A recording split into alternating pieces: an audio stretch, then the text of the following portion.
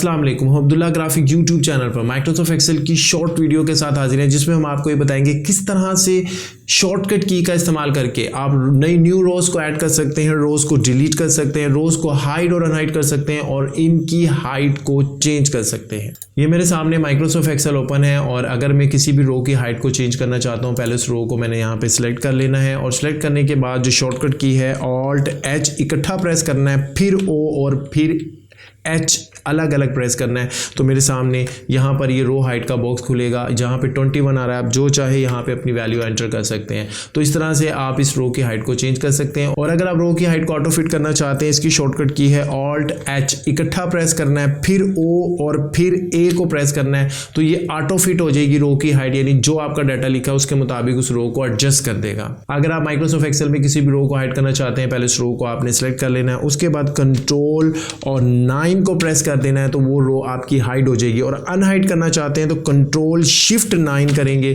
तो वो रो आपकी अनहाइड हो जाएगी।